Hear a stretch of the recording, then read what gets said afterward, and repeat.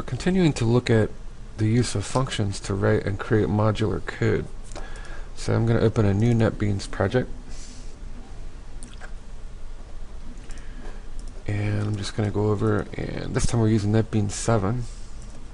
So we're going to create a new project and a Java application. And we'll utilize just a template for a Java console application in this example. And later on we'll start introducing swing components and auth components and building more graphical interfaces for our applications. But right now everything will be in the console.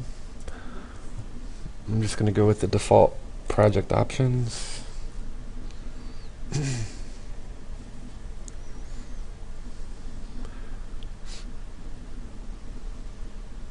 Now, in the other tutorials, I started everything from scratch, which of course takes a lot more time.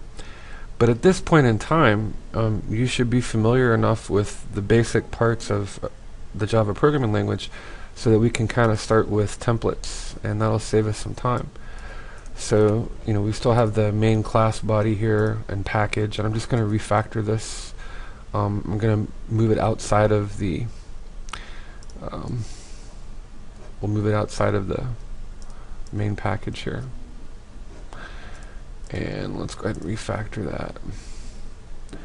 It's just to try to simplify the project here. So now there's no package declaration. Doesn't matter, we could use a package declaration, but I'm just trying to simplify the project here and take it down to sort of a bare bones type Java console project. So we're going to take this and we just want to also rename it. So I've already written some template code here for our functions, and we just called this class main. So we'll want to rename this main, and actually we could just call it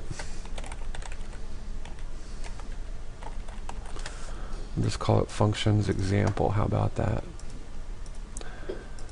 And then we'll want to refactor this to match. Alright, so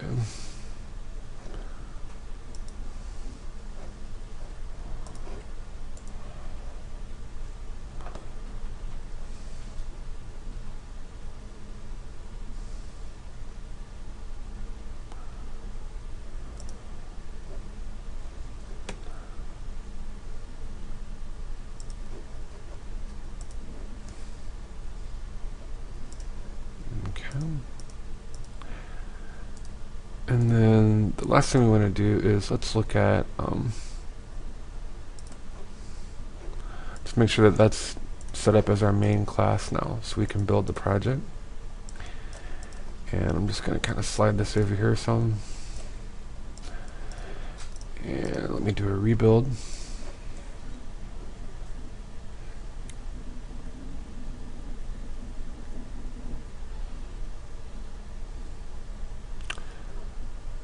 Now we're all set.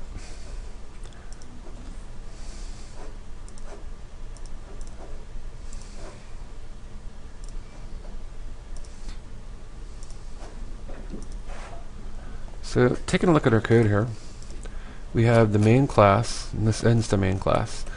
And then we're going to look at several different types of functions. And we're just going to change the syntax and modify the function signature, definition, structure, and of course we'll also take a look at how that's going to modify how we call or invoke the function. So in the first example, we just have a normal plain function, the simplest function you can have. It takes no parameters, so we'll pass in no arguments, and it has no return type. And let's just make it do something. So easiest thing to do, we'll just display something on the console. And these are, remember, these are just escape sequences, so we'll add a carriage return, and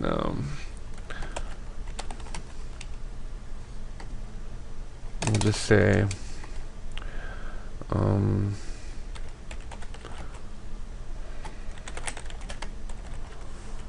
inside function 1. How about that? That'll just kind of let us see what happens when we get into the function. Okay, and then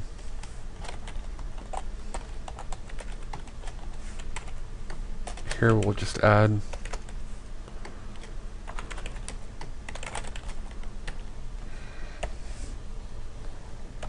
and just say exiting function 1.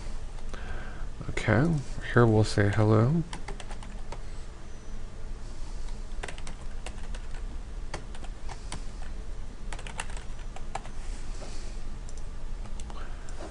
And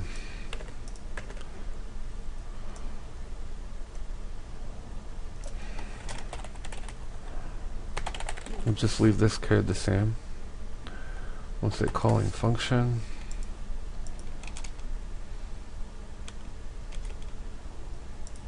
And add 2 lines and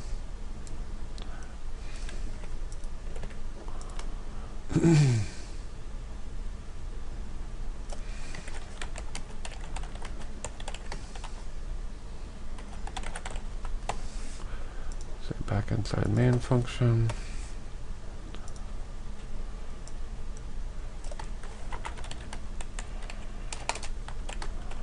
And exiting main function. Okay. So let's build this first and we'll run it. Right now function 1 is defined to do something. In this case, oops, let me change that to out right there, by the way. Don't want to do a stack trace. Alright, so it's defined to do something, but it's not being invoked or called. So if we were to run this, this is all we're getting at this point. Hello in the main function, calling function, but nothing's actually being called. Remember, there's several parts to a function. There's the definition, the function signature, and its definition, but really a function's just a to-do list of things to do in modular code, and until you invoke it or call it from another function, it doesn't actually do anything. That list doesn't get executed. So right now, we're, the only code that's really happening here is just the code that's in main. Hello in the main function, calling function, back inside the main function, exiting the main function. So let's actually invoke the function. And in this example, again, it's the simplest type. There's no return type, so it's just return type of void. And there are no parameters, so we don't have to pass in any arguments when we call it. So in order to call a function in Java or C++, just use the function name.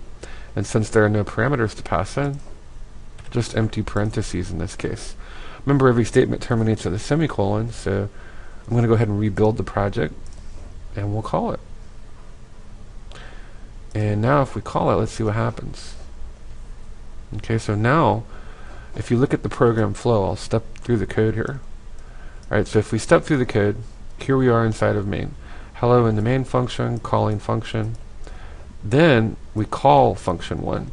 So the code execution jumps over here to this function definition. Inside function 1 it says, hey, I'm inside function 1, exiting function 1, and then code resumes right after that function is called here inside the main function, and these last 2 lines get called. So you can kind of get an idea of the how program flow goes with a function in that example. And notice how in NetBeans, we can very rapidly go to a function over here in the left panel. It's a nice integrated development environment. It's got a lot of tools to help you with the code. You can step through the code, and you can set breakpoints and points of interest and things. It's got a lot of nice features, but and it's free. So that's an example of the simplest kind of function: no return type and no parameters. Let's look at another example. In this case, again, we'll have a function. Its return type is void, so it's not returning any values or data types. But this time we're going to accept or take a parameter. And if that's the case, then when we call it, we need to pass in a parameter, and we need to do something with it. So why don't we simply make, just as an example, we'll make a temporary variable. We could just use name directly if we want, but I'll just use this for the purposes of assignment. And let's just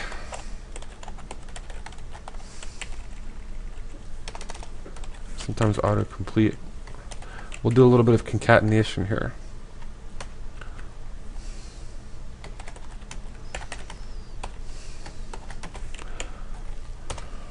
And we could also, if I wanted to, I could just put name here. The value passed in is name, either one. But just to show you that if I pass something in as an argument when I call a function and it comes in as a parameter, I can use it just like any other local variable to that function. Now this also brings up the concept of scope. Remember we were talking about scope. There are different levels of scope inside, most object-oriented programming languages like C++ and Java, C#, Visual Basic. So if we were to take a look at this, any variable that I were to declare inside of main, it's what we call local in scope. So,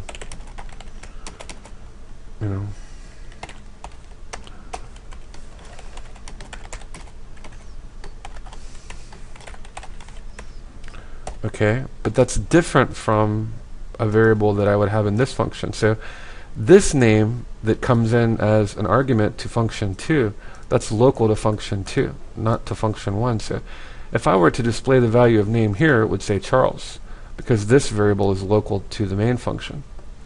But its scope is completely different from and separate from a variable with the same name here, in which case this would be if I passed in banana or Sue or Bob or whatever. That's what that parameter, that argument would be. And also within the same scope, you can't have two variables with the same name. So for instance, either of the same data type or a different data type, if I tried to do this in the same level of scope, that would be a problem, because I'm trying to redefine that variable, and I would end up, let's just go ahead and notice it's telling me here name is already defined in main. Okay, so that's a problem there, even if it were a different data type. Let's say that I were going to turn it into an integer, so a 4-byte value. Clean and build the project. Notice it's telling me name is already defined. Alright, so that is a problem. Now on the other hand, let me clean and build the project here. It's not a problem having a variable of the same name if it has a different level of scope. So in this case, this name is local to function 2, not local to function, the main function here. So it is a different level of scope. Okay, that would be allowed. Now there's also another layer or level of scope called global scope, and that would be if I went outside all the functions and say at the top of the class here, if I made a variable,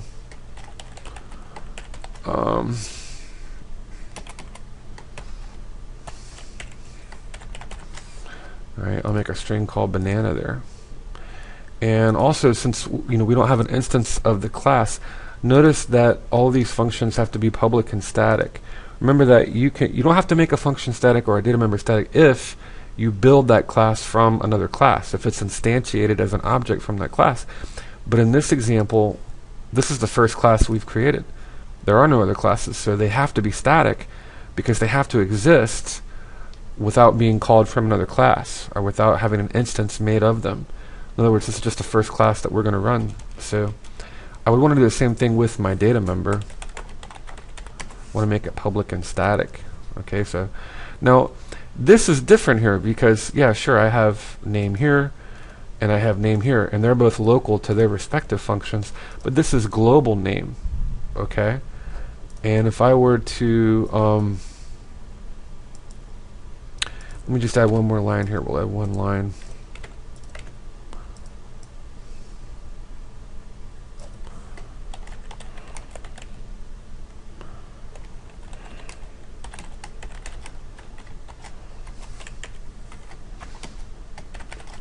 Alright.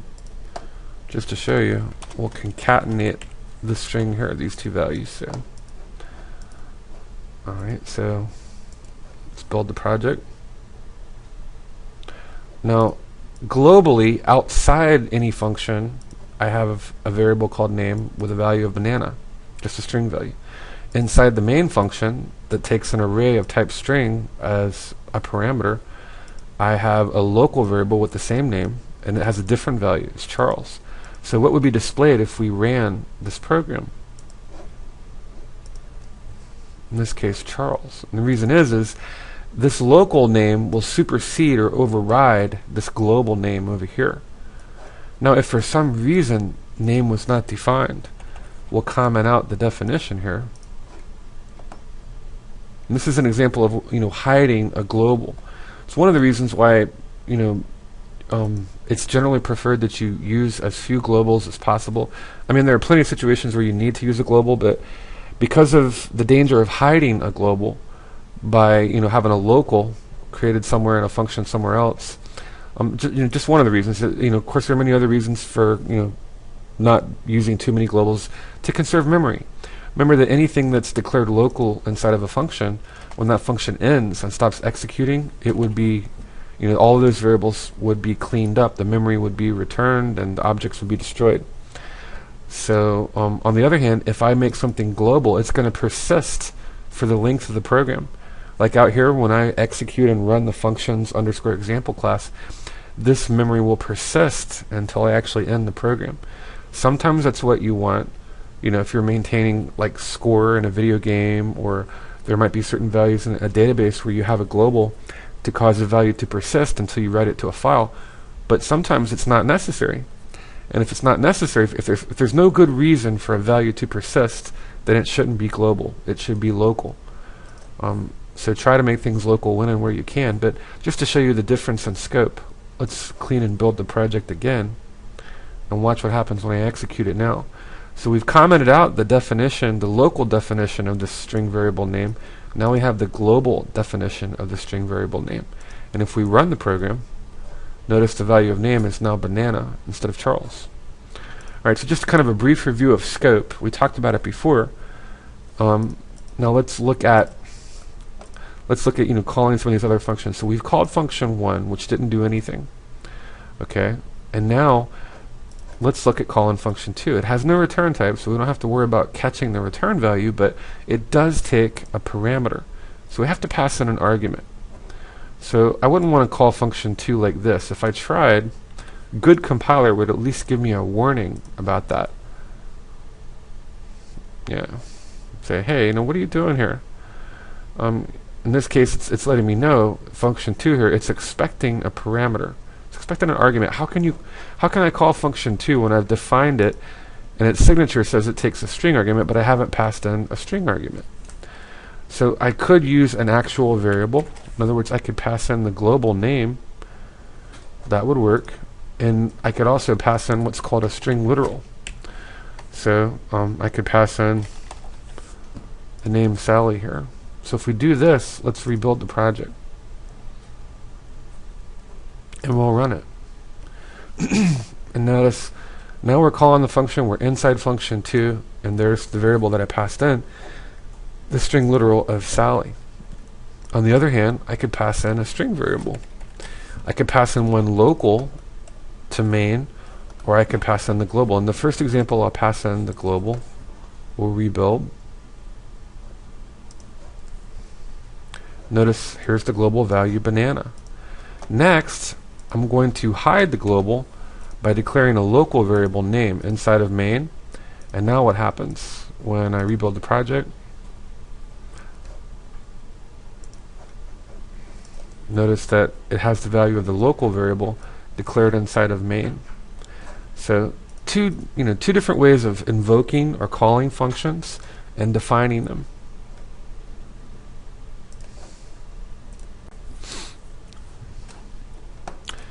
Next, we've called a function that had no return value and took no arguments, had no parameters. We then called a function that had no return type and took one parameter, one argument. Now let's look at a function that takes two parameters or two arguments, but still no return type. And let's make it do something. So why don't we do something similar to what we did here? Only this time we'll just use the name variable directly. So instead of temp, just to show you, I'm just trying to show you different ways of doing things as examples in these functions. So here we took this variable passed in and we assigned it to temp, and then we displayed temp. But this works just like any variable that would be declared inside of function 3 that's local to function 3, so I can use it just the same. So I could say that, and I could say your name is, and you are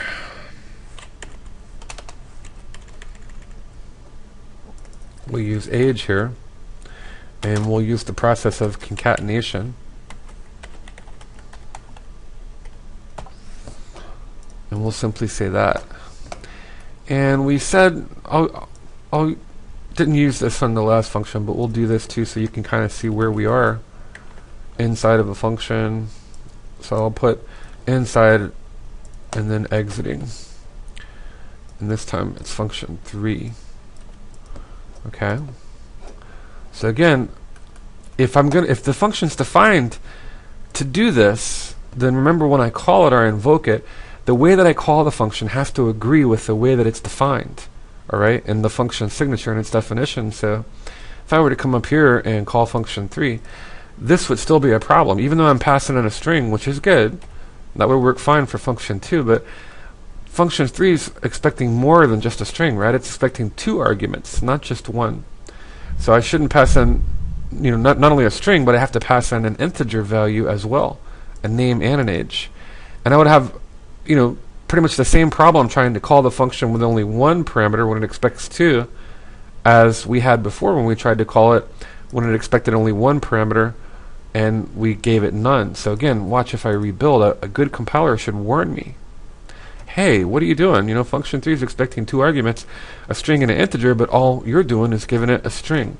It's kind of what the compiler's cluing us in about. So I could pass in name, but then I also have to pass in age. And I can do that as local variables here.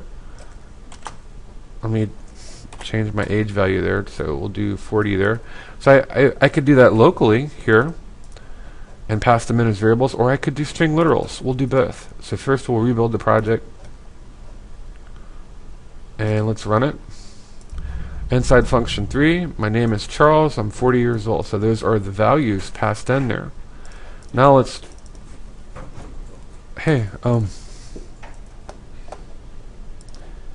now let's look at changing that to a string literal. So if I wanted to, we could say Sally in 25. It'd be the same thing, right? If we rebuilt the project, let's go ahead and do that.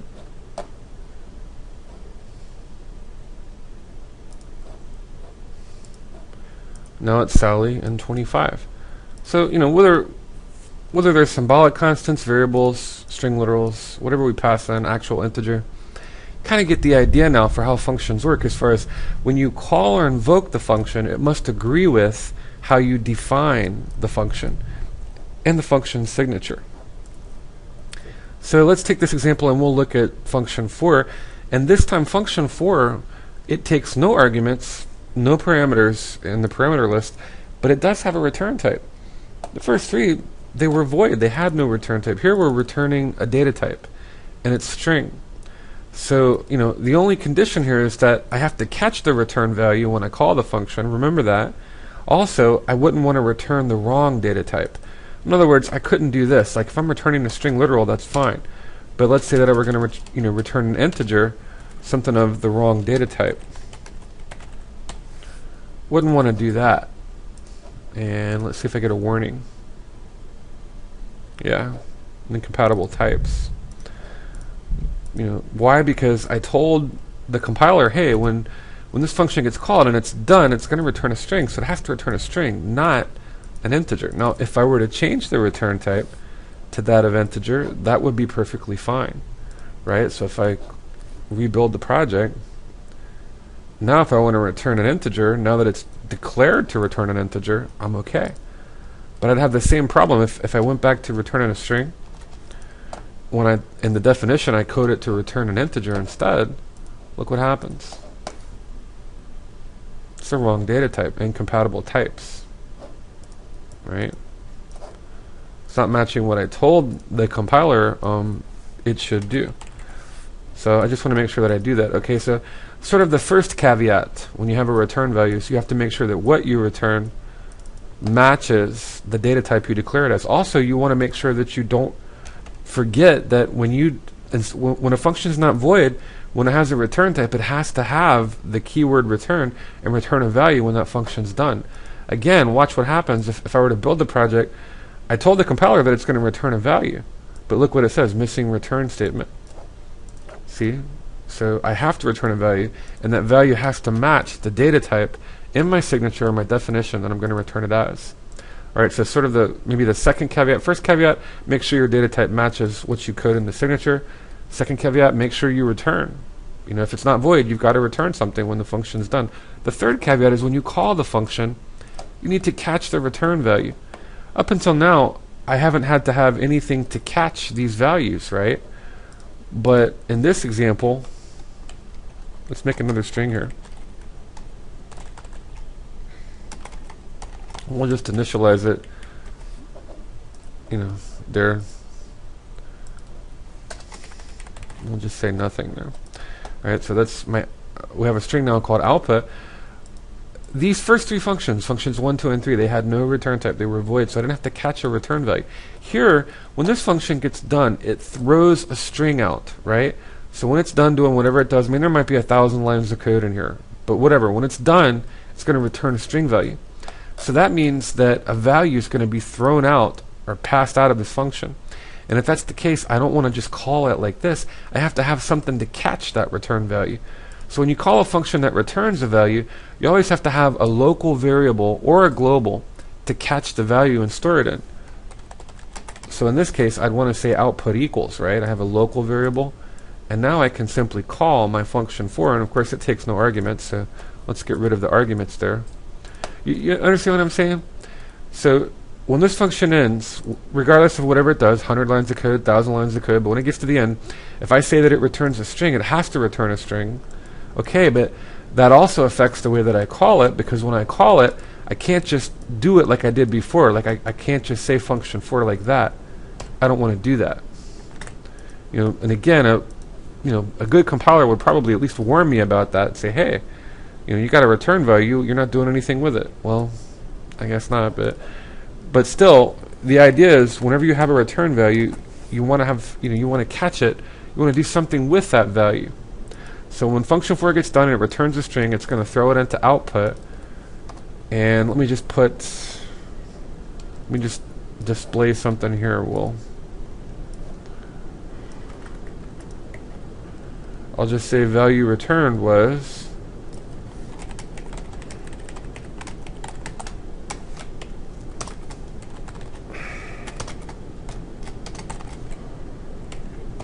okay, and that'll just show us whatever we got done, whatever we got from function for, when it's done and it ends, all these variables would be destroyed, and whatever got returned would be passed back to main. Think of it kind of like throwing a baseball, right? And when a function with a return value, when it's done, it throws a baseball.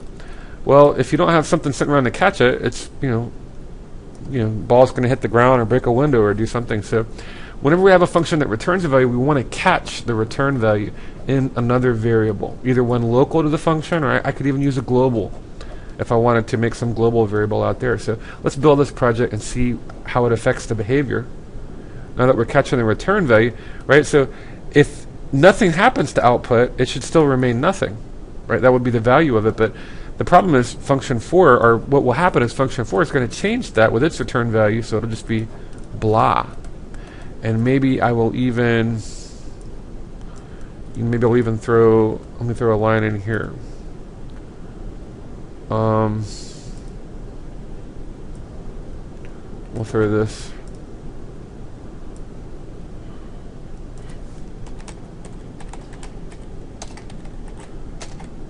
Before calling function. Alright, we'll say that. Let's build that and run that. Alright, so the value of output before calling the function should be nothing, right? But then after I call the function, it should be modified and changed to the return value of blah down here. So if we run the program, let's see what happens. Hello in the main function, the value of, if I could only spell output, but anyway, output before calling the function, it's nothing. Calling the function, back inside main function, the value returned was blah. So notice the value's been modified of output there. Just kind of give you an idea of some of the subtle differences in ways to define and then call a function. Remember, the way you define it will also change the way that you call it. If it has a return value when the function gets done, then you have to catch it. You want to have a variable ready to receive that value. If it doesn't have a return value, you don't have to worry about that. But also, remember, if it takes arguments, you have to match the number and type of arguments. Okay, so let's move on to the next function here. And this example, function has, doesn't have any parameters, no arguments need to be passed in, but it does return a number. We'll change it to 100. So if this function is going to return a value of 100 and it's an integer, then I couldn't return a string, and I couldn't return a double or a float, right? It has to match the data type and the definition. Also, when I call it, it has to match the data type. So if I tried to take that return value and store it inside output, well, output's a string. It's not an integer. But the problem is, if I call function 5, it's going to return an integer. Let me change this to function 5 here. We're okay on the arguments and parameters side, but and it's good that we're catching the return value because we have a return value, but the problem is it's the wrong data type.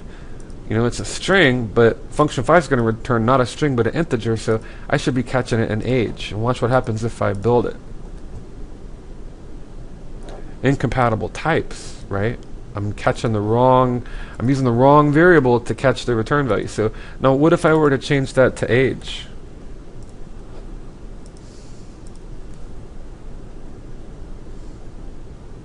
See, no problem. And again, if you want to see that illustrated, let's change this to age and age and age,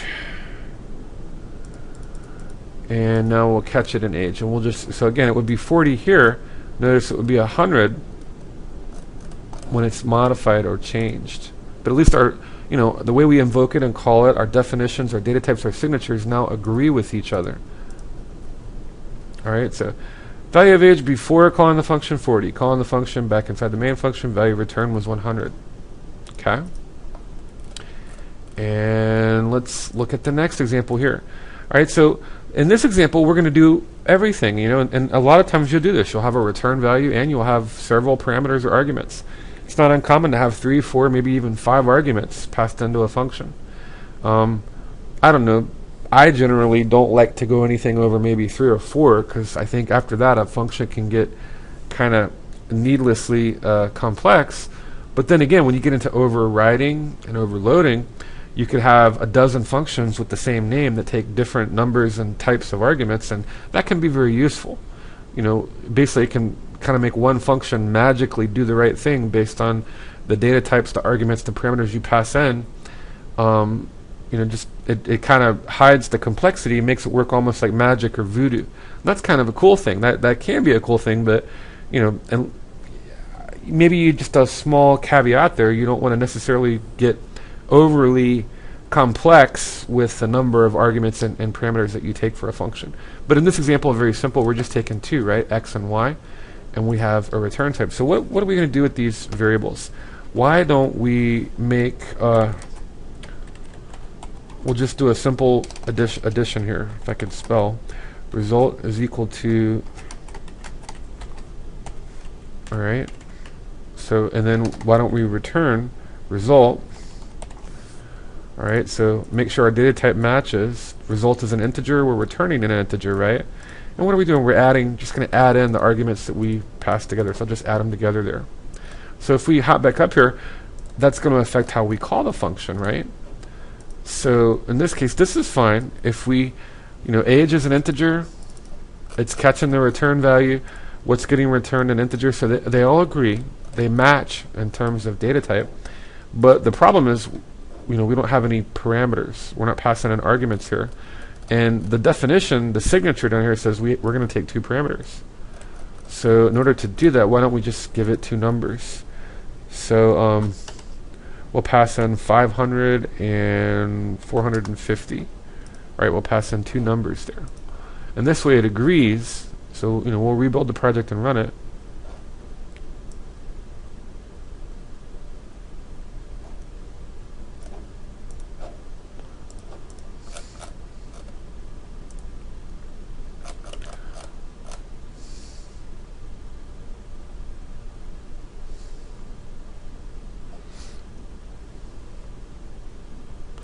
Oops, and let's change the function name there. That's function 5. Let's make sure it's function 6.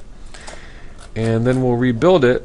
So now make sure that it all agrees. We're returning an integer as a return value, and we take 2 integers as parameters. So let's go up here and make sure we pass in 2 integers as arguments, and we catch the return value, and it's also an integer, right? So everything looks hunky-dory there, looks the way that it should. Let's build the project, and let's run the program. Okay, and so again, the value of age before is 40, but then once we pass in the values of 500 and 450, add them together, and we return it, it's 950. So hopefully that will demystify and clarify the idea of functions and arguments, different types of functions, return values, no return values, return type of void versus return type of a data type. When you have a return value, remember you have to use the keyword return. You have to return a value if you declare it, and it has to match the data type that you declare.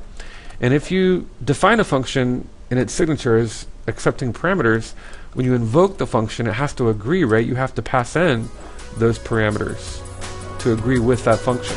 So, in other words, here, if I'm taking 2 parameters, I want to make sure that I pass in 2 integers.